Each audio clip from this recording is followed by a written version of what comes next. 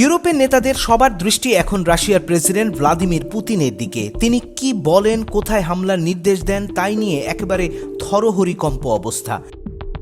তার অবশ্য একটা কারণ আছে, কেননা পুতিন হুমকি দিয়ে রেখেছেন তার দেশে যেসব দেশ হামলা চালানোর জন্য অস্ত্র গোলাবারুদ দেবে, ভূমি দেবে, তাদের পাল্টা দেখে নেবেন তিনি।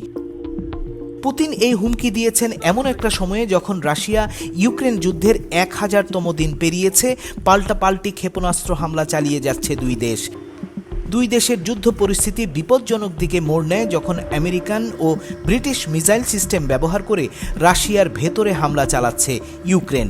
অবশ্য পাল্টা হামলা চালিয়েছে রাশিয়াও। এর পরপরই পুতিন এক টেলিভিশন ভাষণে এমন ঘোষণাও দিয়েছেন যে ওরেশনিক ক্ষেপণাস্ত্রের মতো মারাত্মক প্রাণঘাতী অস্ত্র ব্যবহারে তিনি পিছপা হবেন না।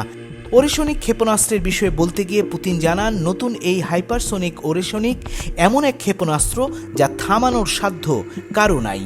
ওরেশনিক ক্ষেপণাস্ত্র ঘন্টায় 12,300 কিলোমিটার গতিতে 5,500 কিলোমিটার দূরের একসঙ্গে একাধিক লক্ষ্যবস্তুতে আঘাত হানতে পারে। এটি লক্ষ্যবস্তুতে যাবার পথে সময়, দিক, কোণ পরিবর্তন করতে পারে মুহূর্তেই। ফলে ন্যাটোর আকাশ প্রতিরক্ষা ব্যবস্থা দিয়ে একে থামানো কঠিন।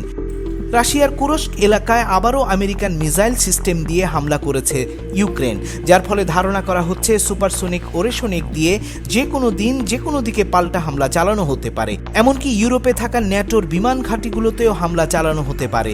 ফলে রাশিয়ার নতুন মিসাইল রেঞ্জের মধ্যে থাকা ইউরোপের 16টি দেশের 44টি নেটো ঘাঁটি রয়েছে হামলার মুখে। তাই এখন ইউরোপের 16 দেশে কখন রাশিয়ার নতুন ক্ষেপণাস্ত্রের খড়গ নামে তাতেই ভীতি বাড়ছে প্রতি মুহূর্তে।